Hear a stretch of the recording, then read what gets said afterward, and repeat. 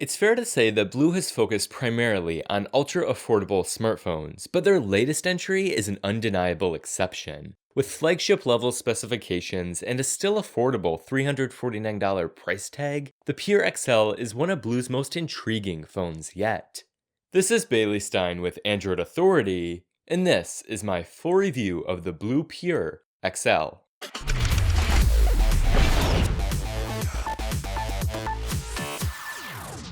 The Pure XL is a big phone. Actually, it's huge. It's about the same size as the Nexus 6, and while its curves do help with handling, there is no getting around the fact that this is one large device. That's not necessarily a bad thing, depending on what you're looking for, but do keep in mind that you'll probably find one-handed use a bit challenging. The back cover has a matte plastic finish, and while it does resist fingerprints quite well, I noticed that my unit collected scuffs when I set it on a Xiaomi power bank, which was odd and unexpected. Unlike many other comparable devices, the BLU Pure XL's back cover can be removed, revealing dual micro SIM card slots and a micro SD card slot. The aluminum band running along the edges of the phone contributes to a more premium feel and makes the sides easier to grip. The corners do feel a bit sharp and had an unfortunate tendency to dig into my hands. While it is both on the thicker and heavier side at 9.3mm and 207 grams, it does feel like a very solidly built device with even weight distribution, unlike the Moto X Pure Edition, which feels more so top heavy in my opinion. The power and volume buttons on the top right side of the device are positioned perfectly and offer excellent tactile feedback. There's also a camera shutter button, which can launch the camera app even when the device is locked. One minor detail that I did notice was that although the device does vibrate briefly when pressing the button while the screen is on, it does not while the screen is off. That would have been nice when the phone was in my pocket, giving me a heads up when I've accidentally launched the camera app. Coming to the front of the phone, you'll find three very lightly outlined capacitive keys. There's also a notification LED on the top, to the left of the 8-megapixel front-facing camera. The phone's 6-inch Quad HD Super AMOLED display looks very sharp with deep blacks and saturated colors. My unit's display does seem to be on the cooler side, but thankfully BLU has included an option to change the color temperature to be a bit warmer. Sadly, that does make the display look a bit too warm, and I really wish that the color temperature would have been correct out of the box. While it's generally bright enough for indoor use, it still can be difficult to read in direct sunlight in comparison to similar devices. When it comes to performance, the Pure XL shines with the MediaTek Helio X10 octa-core processor, clocked at 2 GHz.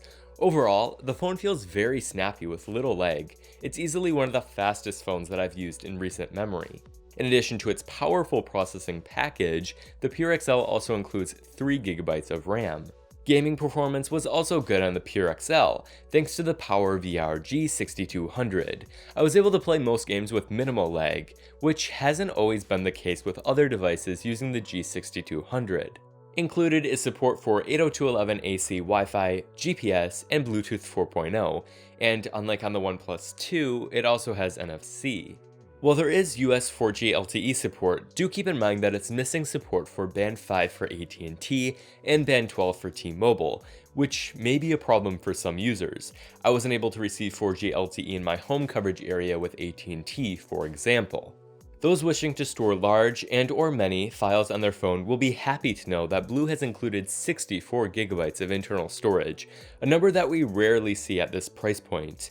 Even if that's not enough, you can always expand the storage via microSD card up to an additional 64 GB. The Pure XL does have hi-fi audio and DTS surround sound through the 3.5mm headphone jack. While the audio does sound good, I didn't really notice a difference when compared to other phones. The dual stereo speakers on the back of the device are plenty loud, with little to no distortion. They are rear-facing, which is a bit unfortunate, but the quality of the speakers is still above average for this price.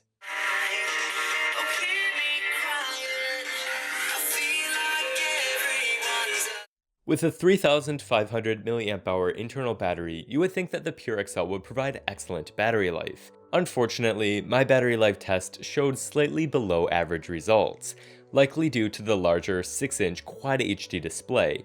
When I set the screen to about 50% brightness with Wi-Fi off for the majority of the day, I was able to get the phone to last for an average of about 15 hours with about 2 hours and 45 minutes of screen on time. While those are far from terrible numbers, I was expecting a bit more considering the battery capacity. The Pure XL's rear camera is the best camera in a BLU smartphone to date. It's a 24 megapixel shooter with optical image stabilization, phase detection autofocus, and a two-tone LED flash. Although the megapixel count isn't necessarily a good indicator of image quality, the Pure XL performs very well in good lighting conditions. While it may not be as good as the cameras found in the Galaxy S6 or iPhone 6s, I think it's a great performer for the price. Low light performance was where things started to fall below average, delivering unsatisfactory results. If you're in the right lighting conditions though, you can get some very sharp images with great color reproduction. On the surface, the camera app looks pretty basic, until you open the modes menu and switch it to professional. That grants you access to exposure compensation, ISO, white balance, shutter speed, and focus settings, all available from a single menu. Overall, it's a very nice app that lets you shoot quickly in automatic, but also one that allows you to drill down into more specific settings when you want more control. Out of the box, the Pure XL runs a semi-stock build of Android 5.1 Lollipop. Some of the UI elements are unchanged, like the lock screen, volume controls, notification center, and multitasking view, but other areas have seen sharp departures from the material design language. The pre-installed Carefree launcher sadly does not include an app drawer, the Touchpad 2015 keyboard is rubbish, and most system apps have seen complete redesigns.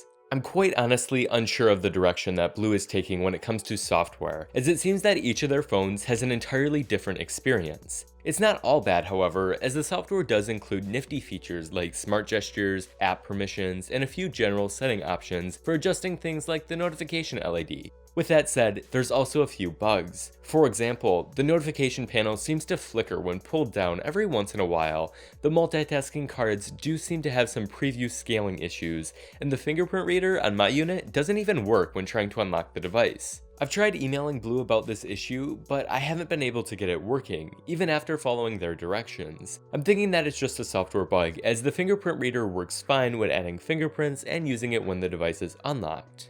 My biggest concern for this device is whether or not it will be updated to future versions of Android, like the recently released Android 6.0 Marshmallow.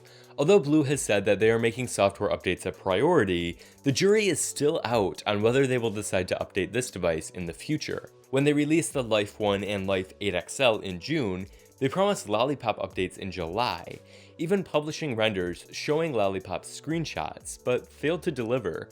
They haven't provided an updated timeline, and it's still unclear whether they are working on these updates or not. Regardless, it worries me greatly on whether or not they are actually committed to supporting their products beyond release.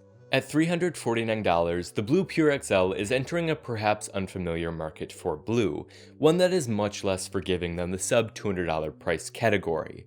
Despite this, the Pure XL is still a very solid option, available now on Amazon in either black or gold. While the Pure XL does have its flaws, limited 4G LTE support, disappointing battery life, and software that may never be updated, I generally enjoyed my single month with the phone. Of course, its great display, excellent performance, and very good camera are all very good reasons to buy this phone.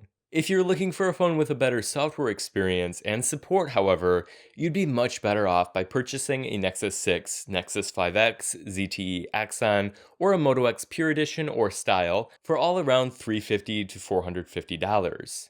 Thank you for watching this video, and please make sure to give it a thumbs up below if you enjoyed it. Also, please make sure to subscribe to the channel if you'd like to see more content. Finally, be sure to visit the Android Authority website for additional coverage, as we are your source for all things Android.